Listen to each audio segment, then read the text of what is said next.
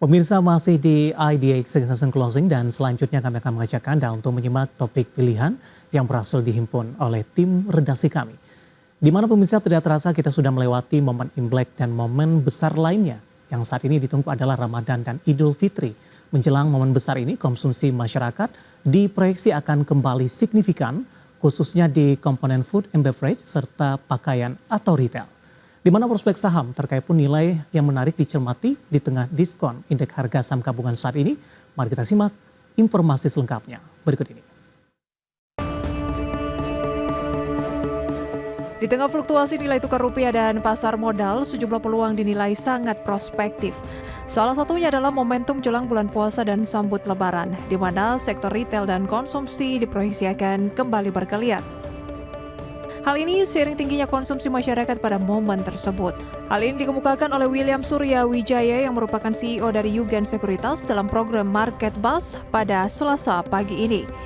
Ditambah lagi mungkin di sektor consumer good di mana sebentar lagi kita akan jelang puasa dan lebaran, mungkin akan cukup menarik untuk melihat laporan kinerja daripada mereka. Untuk yang paling dekat mungkin consumer good kita bisa melihat untuk jelang lebaran.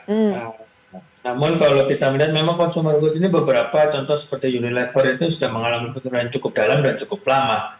Jadi saat ini mungkin lebih ke arah betul-betul long term kalau kita bicara Unilever. Saat yang paling dekat mungkin yang masih terlihat pergerakannya itu cukup aktif, itu kita bisa melihat mungkin di Indofood sama ICBP, itu consumer good yang menarik untuk kita lakukan akumulasi beli. Sedangkan kalau untuk Unilever mungkin lebih ke arah betul-betul long term karena kita tahu penurunan yang terjadi hingga ke level 1.500-an, 1.600-an. Sebenarnya menarik untuk Unilever, hanya saja mungkin lebih betul-betul untuk long term. Adapun hingga penutupan perdagangan sesi pertama siang ini, sejumlah saham retail dan konsumsi terpantau mix. Di antaranya Mitra Adi Perkasa atau MAPI melemah 0,78%. Matahari Department Store atau LPPF stagnan. PT Aspirasi Hidup Indonesia atau ACES menguat 0,68%. Midi Utama Indonesia turun 0,96%. Sumbal Alvaria Trijaya atau AMRT naik 1,39%.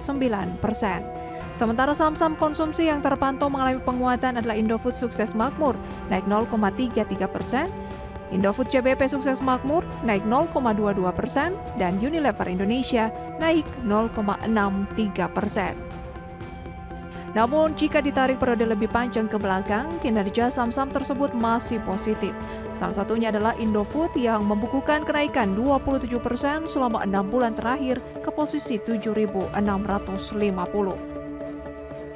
Meski dinilai prospektif, nilai tukar rupiah terus berfluktuasi hingga menyentuh level terendah 6 bulan pada perdagangan kemarin dan diproyeksi dapat mempengaruhi kinerja saham emiten sektor retail dan consumer, terutama emiten yang produknya atau raw material dari impor.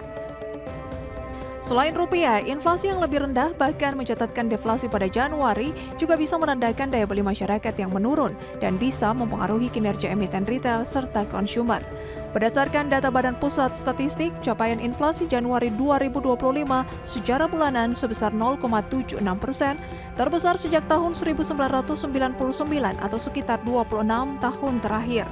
Namun angin segar datang manakala BPS mencatat komponen F&B, pakaian, dan peralatan rumah tangga masih stabil dan masih berada pada inflasi, bukan deflasi.